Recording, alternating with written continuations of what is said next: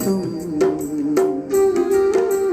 वैसा बन जाओगे जैसा कर्म होगा वैसा फल पाओगे। श्रेष्ठ कर्म का आधार है खुद का कर लो दर्शन, यही जीवन का सार है, यही जीवन का सार है। जैसा सोचोगे तुम वैसा बन जाओगे, जैसा कर्म होगा वैसा फल पाओगे।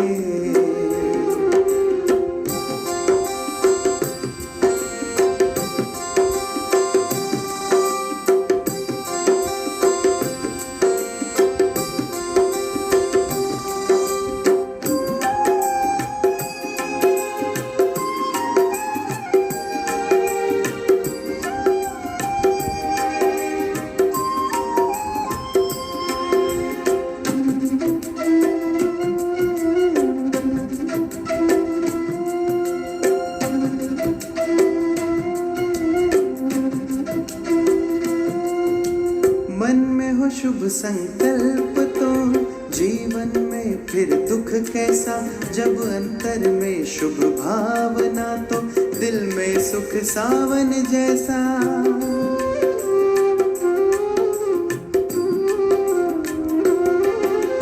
हार कर जो ना हारे जीत उसी की होती है, घनघोर अंधेरे में भी जलती जगमग उसकी ज्योति है।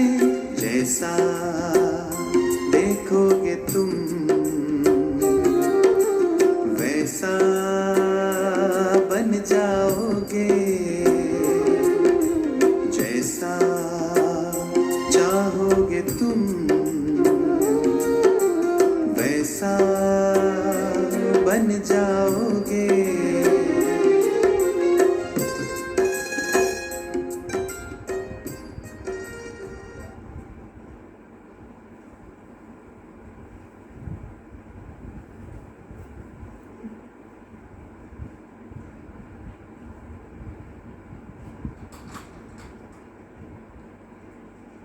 ओम शांति। आज 14 सितंबर 2020 के बाप दादा के मधुर महावाक्य सुनेंगे। बाबा कहते आप सभी ने कहावत सुनी हुई है, जैसा संग वैसा रंग। तो सर्वश्रेष्ठ संग जिसे कहते हैं सत्संग, तुम बच्चों को सत्य परमात्मा का संग मिला है। परमात्मा के संग से ही तुम्हें दिव्य बुद्धि मिलती है और उस दिव्य बुद्धि के आधार से बड़े से बड़े कार्य करना सहज हो जाता है। इसलिए सदा सत्य के संग में रहो तो सत्य व्यवहार होता रहे और सुकर्मों के आधार से दुआओं का खाता भी बढ़ता रहे। कर्म जो भगवान करना सिखा रहे हैं, हमें श्रीमत के आधार से हर कर्म को श्रेष्ठ करना है और जब हर कर्म श्रेष्ठ होगा, पुण्य के कर्म होंगे तो जीवन में खुशी बनी रहेगी और बढ़ती भी रहेगी। इसलिए इस पुरुषोत्तम संगम युग पर जो बाबा ने समय प्रति समय भिन्न भिन्न स्मृतियाँ में दिलाई हैं ज्ञान की, उन सभी को अपनी बुद्धि में रखते हुए सदैव बुद्धि को शुद्ध बनाना है, बुद्धि को कुसंग से बचा कर के रखना है, सत्य के संग से अपना भी बेड़ा पार करना है और दूसरों का भी बेड़ा पार करना है। तो सुनेंगे बाबा के मधुर महावाक्य। मीठे बच्चे, तुम अभी सच्ची सच्ची पाठशाला में बैठे हो। ये सत्संग भी है। यहाँ तुम्हें सत्य बाप का संग मिला है जो तुम्हें पार लगा देता है। सत्य बाबा का संग तुम्हें पार लगा देता है। प्रश्न है, हिसाब किताब के खेल में मनुष्यों की समझ और तुम्हारी समझ में कौन सा अंतर है? मनुष्य समझते हैं ये जो दुख सुख का खेल चलता है, ये दुख सुख सब परमात्मा ही देते हैं। और तुम बच्चे समझते हो कि दुख तो हर आत्मा के अपने ही कर्म का फल होता है। बाप किसी को दुख नहीं देते, वो तो आते ही हैं सुख का रास्ता बताने।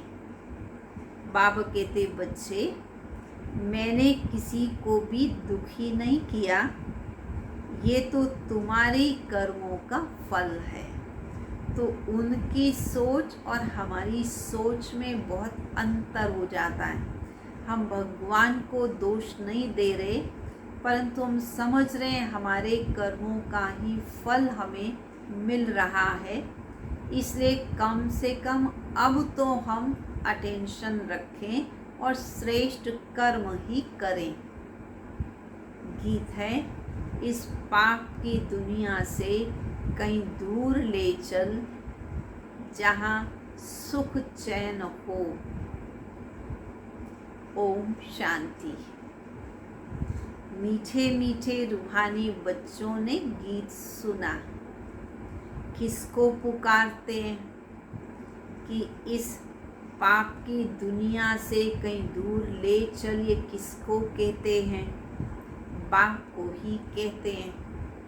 बाबा आकर इस पाप की कलयुगी दुनिया से सतयुगी पुण्य की दुनिया में ले चलो।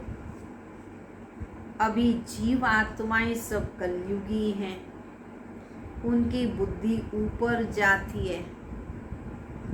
बाप कहते, मैं जो हूँ, जैसा हूँ, ऐसा कोई भी मुझे नहीं जानता।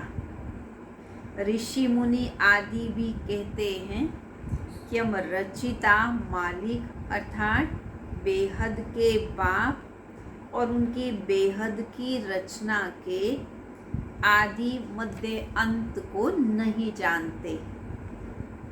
आत्माएं जहाँ रहती हैं वह है ब्रह्म महतत्व, जहाँ सूर्य चांद नहीं होते हैं, ना मूल वतन ना सूक्ष्म वतन में।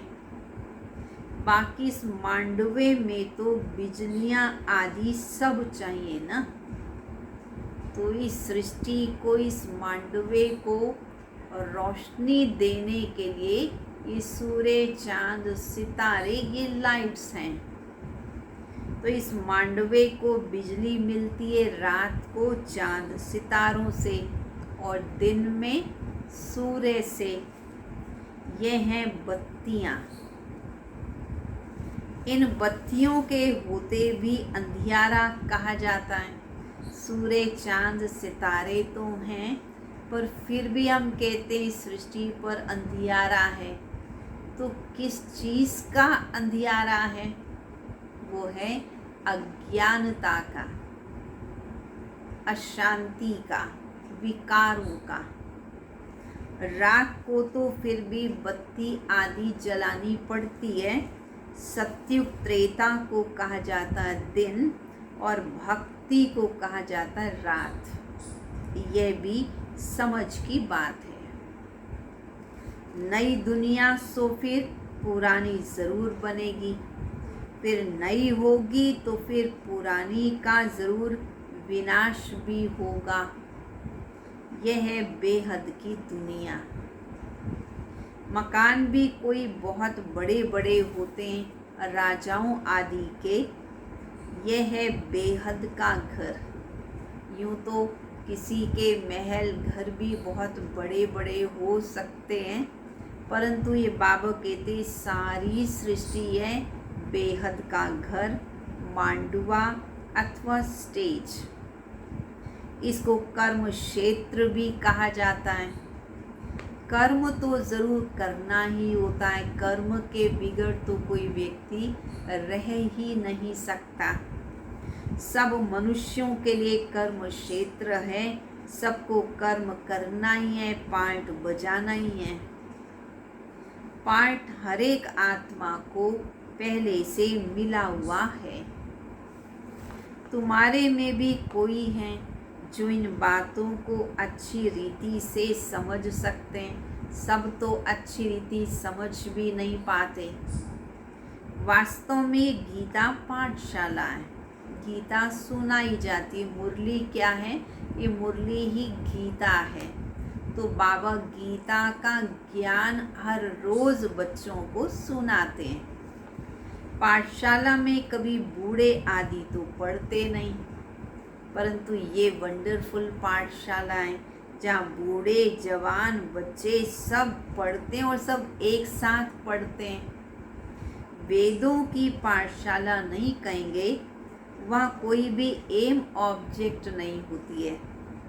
हम इतने वेद शास्त्र पढ़ते, इनसे क्या बनेंगे वह कोई जानते नहीं है। कोई भी जो सत्संग है वहाँ एम ऑब्जेक्ट कुछ भी नहीं है। आखिर भी कितनी बार पढ़ना है और पढ़ने के बाद क्या प्राप्ति होगी, क्या हमको फ़ायदा होगा, ये ज्ञान है ही नहीं। अब तो उनको सत्संग कहने से लज्जा आती है। सत तो एक बाप ही है जिसके लिए कहा जाता है संग तारे कुसंग बोरे। एक शिव बाबा सत्य का संग तार देता है और कुसंग नीचे डुबो देता है।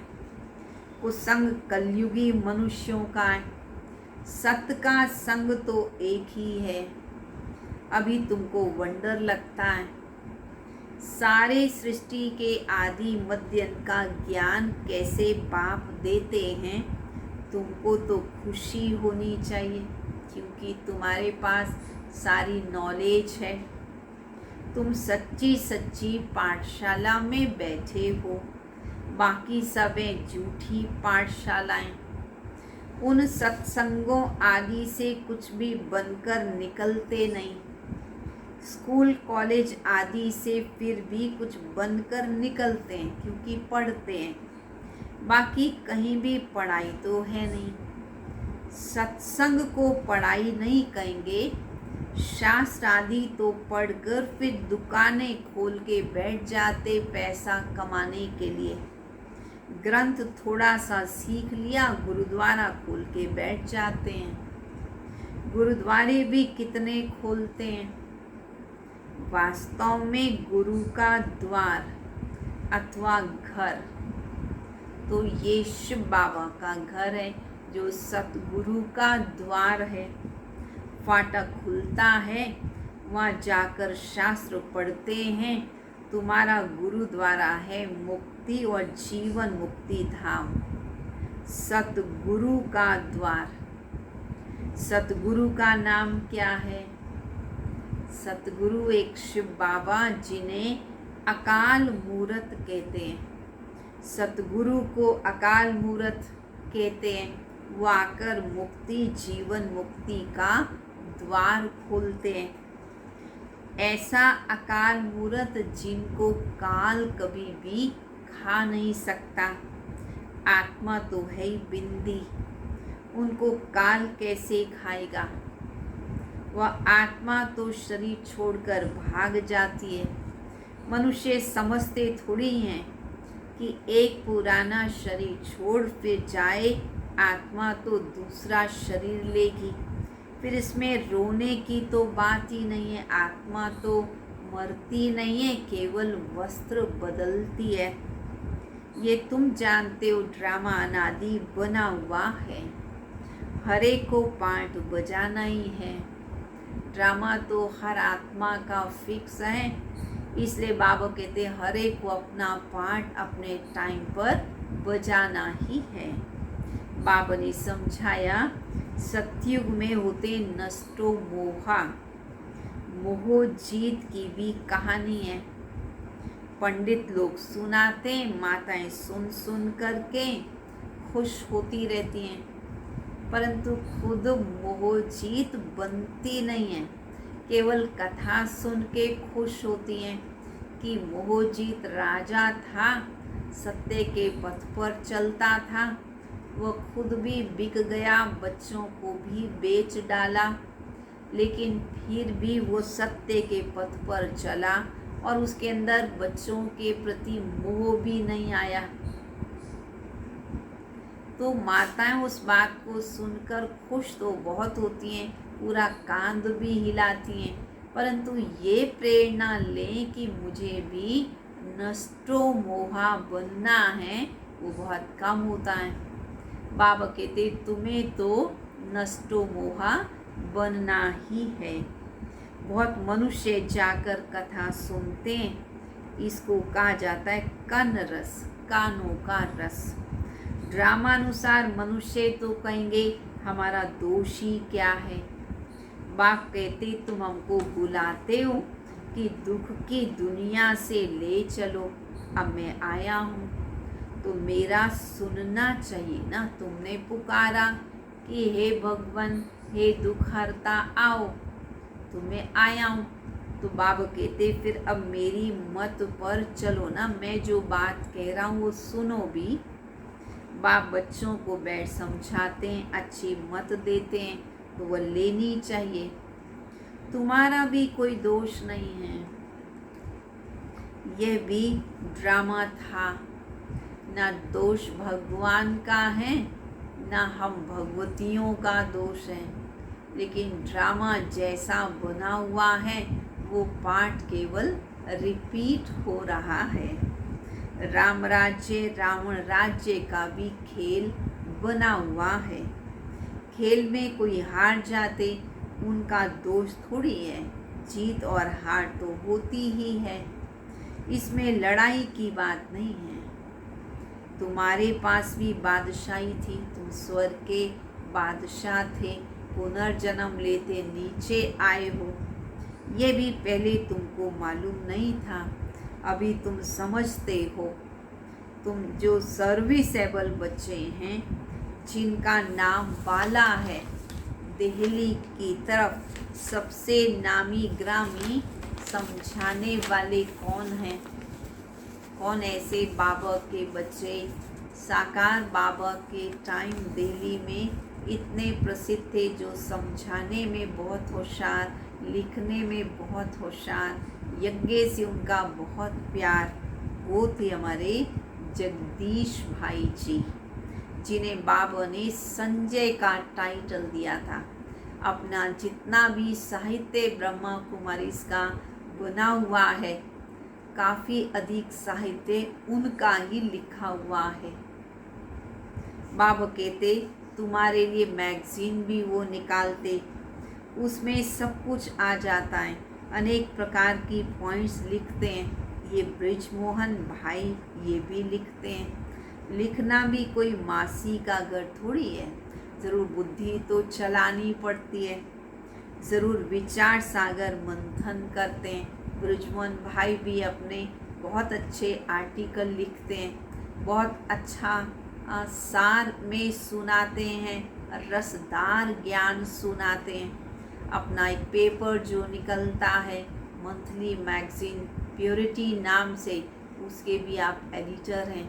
तो बाबा ऐसे बच्चों को बहुत याद करते हैं और दुआएं देते हैं। बाबा कहते बच्चे ज़रूर विचार सागर मंथन करते हैं, अच्छी सर्विस करते हैं, कितने लोग पढ़कर खुश होते हैं, बच्चों को भी रिफ्रेशमेंट मिलती है, नए भी पढ़कर खुश होते हैं और ब्राह्मण बच्चों का भी रिफ्रेशमेंट हो जाता है। कोई कोई प्रदर्शनी में बहुत माथा मारते हैं, कोई कोई कर्म बंधन में ही फंसे हुए हैं, इसलिए ज्ञान को इतना उठा नहीं सकते। ये भी कहेंगे ड्रामा है। कोई तो विचार सागर मंथन बहुत अच्छा करते हैं, बहुत सारे आर्टिकल लिखते हैं। कोई बच्चे हैं जो ठीक से पढ़ते भी नहीं हैं, कर्म बंधन में फंसे हुए हैं, इतना ज्ञान को समझ नहीं सकते हैं, तो कहेंगे तो ये ड्रामा, क्योंकि हर बच्चा तो नंबर वार ही है। अबलाओं पर भी अत्याचार होने का ड्रामा में पार्ट है। ऐसा पार्ट क्यों बजाया, ये प्रश्न नहीं उठता। ये तो अनादि बना बनाया ड्रामा है, उनको कुछ कर थोड़ी सकते हैं। कोई कहते हमने क्या गुनाह किया जो हमारा ऐसा पार्ट हुआ। अब गुनाह की तो कोई बात ही नहीं है, तो पार्ट है। अबलाएं कोई तो निमित्त बनेंगी जिन पर सितम भी होंगे। ऐसे तो फिर सब कहेंगे कि हमारा ऐसा पार्ट क्यों। नहीं, ये तो बना बनाया ड्रामा है। पुरुषों पर भी अत्याचार होते हैं, इन बातों में सहनशीलता रखनी पड़ती है, बहुत सहनशीलता चाहिए।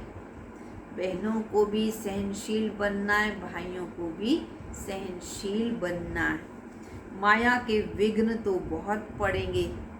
विश्व की बादशाही लेते हो तो मेहनत तो करनी पड़ेगी, बिना मेहनत के तो कोई फल मिलता नहीं है। ड्रामा में आपदाएं खिटपिट ये भी होती है। अबलाओं पर अत्याचार ये भी लिखा हुआ है। रक्त की नदियां भी बहेंगी, कहीं भी सेफ्टी नहीं रहेगी। अभी तो सुबह को क्लास आदि में आते हो सेंटर पर, वह भी समय आएगा। देखिए आज जो समय चल रहा है, बाबा ने बहुत पहले बता दिया था। बाबा क्या कह रहे हैं, वह भी समय आएगा जो तुम बाहर निकल भी नहीं सकोगे। दिन प्रतिदिन ज़माना बिगड़ता जाता है और बिगड़ना ही है। दुख के दिन बहुत ज़ोर से आएंगे। बीमारी आदि में दुख होता है तो भगवान को याद करते पुकारते हैं। अभी तुमको मालूम है बाकी थोड़े दिन हैं, फिर हम अपने शांति धाम सुख धाम में ज़रूर जाएंगे। दुनिया को तो यह भी पता नहीं है। अभी तुम बच्चे फील करते हो ना, अभी बाप को पूरी रीति जान भी गए हो। वह सब तो समझते हैं परमात्मा एक लिंग है, शिवलिंग की पूजा भी करते हैं। तुम शिव के मंदिर में जाते थे, कभी ये ख्याल किया कि ये शिवलिंग आखिर क्या चीज़ है? ज़रूर जो जड़ यादगार है तो कभी वो चैतन्य में भी होंगे। तो शिव बाबा ज्योति बिंदु, चमकता हुआ दिव्य सितारा, और उन्हीं का यादगार ये शिवलिंग बना दिया। तो चैतन्य में शिव बाबा संगम युग पर ब्रह्मा बाबा के तन में आते हैं। भगवान तो रचिता है, उनकी निशानी है, सिर्फ पूजा के लिए ये शिवलिंग बना दिया है। पूछे होंगे फिर तो ये चीज़ें होंगी नहीं। शिव काशी के मंदिर में जाते किसी को पता थोड़ी है भगवान निराकार है। भले शिवलिंग बने हुए हैं, परंतु किसी को भी ये पता नहीं कि शिव बाबा निराकार है, ज्योति बिंदु है। हम भी उनके बच्चे हैं। बाप के बच्चे होकर फिर हम दुखी क्यों हैं? विचार की बात है ना। सुख के सागर के हम बच्चे हैं, पर हम दुखी क्यों हैं? आत्मा कहती है हम परमात्मा की संतान हैं, फिर हम दुखी क्यों हैं? बाप तो है ही सुख देने वाला। बुलाते भी हैं, हे भगवान हमारे दुख मिटाओ। वो कैसे मिटाएं? दुख सुख ये तो अपने ही कर्मों का हिसाब है। मनुष्य समझते हैं सुख का एवजा सुख, दुख का एवजा दुख परमात्मा ही देते हैं। मनुष्य ऐसा सोचते हैं, उन पर ही सब रख देते हैं। बाबा कहते मैं कभी किसी को दुख नहीं देता हूँ, मैं तो आधा कल्प के लिए सुख देकर जाता हूँ। सुख का सागर दुख कैसे दे सकते हैं? ये फिर सुख और दुख का खेल है। सिर्फ सुख का ही खेल होता तो फिर ये भक्ति आदि भी कुछ ना होती। सब चीज़ों का ड्रामा में पार्ट फिक्स है। भगवान से मिलने के लिए भक्ति आदि सब करते हैं। अब बाप बैठ सारा समाचार सुनाते हैं। बाप कहते तुम बच्चे कितने भाग्यशाली हो। उन ऋषि मुनियों आदि का कितना नाम है। तुम हो राज ऋषि और वह है हठ योग ऋषि। ऋषि अर्थात पवित्र। तुम स्वर्ग के राजा बनते हो तो पवित्र तो जरूर बनना पड़े, क्योंकि सतयुग में तो संपूर्ण पवित्रता होती है। सतयुग त्रेता में जिनका राज्य था उनका ही फिर होगा, बाकी सब पीछे आएंगे। तुम अभी कहते हो श्रीमत पर अपना राज्य स्थापन कर रहे हैं। पुरानी दुनिया का विनाश होने में भी समय तो लगेगा ना। सतयुग आना है और कलयुग खत्म होना है, जाना है। कितनी बड़ी दुनिया है। एक एक शहर मनुष्यों से कितना भरा पड़ा है। धनवान आदमी का चक्कर लगाते हैं, परंतु यहाँ सारी दुनिया को कोई देख ना सके। कोई साहूकार है तो बहुत सारे देशों में घूम लेते हैं और फिर तुलना भी कर लेते हैं कौन सा देश ज़्यादा सुंदर है, ज़्यादा अच्छा है, कौन से देश का क्षेत्रफल ज़्यादा है। बाबा कहते बाकी सारी दुनिया तो फिर भी कोई देख नहीं सकता। हाँ, सतयुग में देख सकते हो, क्योंकि सतयुग में है ही एक राज्य। इतने राजाएं तो होंगे नहीं। यहाँ तो देखो कितनी बड़ी दुनिया है। कितनी बड़ी दुनिया का चक्कर कैसे लगा सकते हैं? वहाँ तुमको समुद्र में जाने का नहीं है। वहाँ ये सीलोन, बर्मा आदि होंगे ही नहीं। ये कराची भी नहीं होगी। तुम सब मीठी नदियों के किनारे पर रहते हो। खेती बाड़ी आदि भी सब हरे की अपनी होती है। सृष्टि तो वही है, सृष्टि तो पूरी बड़ी है। मनुष्य बहुत थोड़े रहते हैं, पीछे वृद्धि होती है, फिर वहाँ जाकर अपना राज्य स्थापन करते हैं। धीरे धीरे ये राज्य स्थापन हो जाएगा। अभी तो सबको छोड़ना पड़ता है।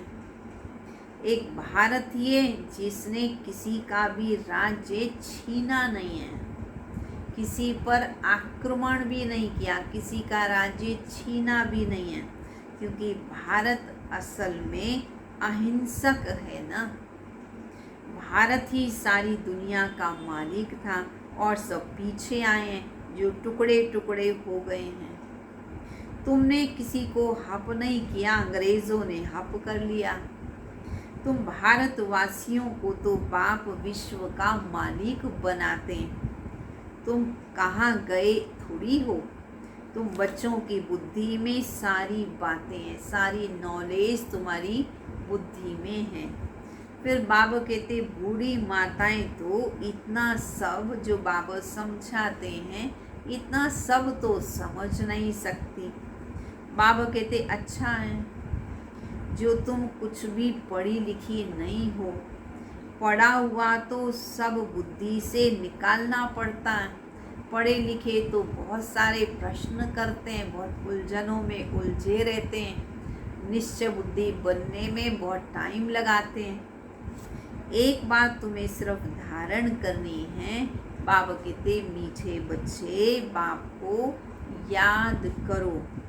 तुम कहते भी थे ना बाबा आप आओगे तो हम आप पर वारी जाएंगे, आप पर कुर्बान जाएंगे। तो बाबा कहते अब मैं आया हूँ, तुम कुर्बान जाओ। शादी के टाइम स्त्री पुरुष एक दूसरे के हाथ में नमक देते हैं। बाप को भी कहते हैं कि हम पुराना सब कुछ आपको देते हैं, मरना तो है, ये सब खत्म होना है, आप हमको फिर नई दुनिया में दे देना। बच्चे कहते हैं बाबा को, बाबा हमारे पास जो तन मन धन है अभी हम सब आपको दे देते हैं, क्योंकि हमको पता लग गया अब तो विनाश हो जाना है, हम बाबा को दे देंगे तो एका पदम गुणा हमें रिटर्न में 84 जन्मों के लिए मिल जाएगा। तो बाबा को कहते हैं बाबा आप ले लो, फिर आप हमें दे देना। बाबा कहते बच्चे, सिंध में भी कहते थे कई लोग, ये कौन सा काल है जो सबको ले जाएगा वापस। तुम बच्चे तो खुश होते हो कि हम तो बाबा के साथ वापस अपने घर जाते हैं, बाप आते हैं ले जाने, हम तो खुशी से अपने घर जाएंगे। सहन भी करना पड़ता है, अच्छे अच्छे बड़े बड़े घर की माताएं भी इस यज्ञ में आई और अपने जीवन को समर्पित कर दिया और उन्होंने बहुत सारी अविनाशी कमाई जमा कर ली। ये है कलयुगी दुनिया, शूद्र संप्रदाय, और तुम हो संगम युगी, तुम पुरुषोत्तम बन रहे हो। जानते हो पहले नंबर में पुरुषोत्तम ये लक्ष्मी नारायण हैं, फिर डिग्री धीरे धीरे कम होती जाएगी, ऊपर से नीचे आते जाएंगे, फिर आहिस्ते आहिस्ते और नीचे गिरते जाएंगे। इस समय सब गिर चुके हैं, झाड़ पुराना हो चुका है, तना सारा सड़ गया है, अब फिर से स्थापना होनी है, फाउंडेशन लगना है ना। कलम कितना छोटा होता है फिर उनसे कितना बड़ा झाड़ बढ़ जाता है, ये भी झाड़ है।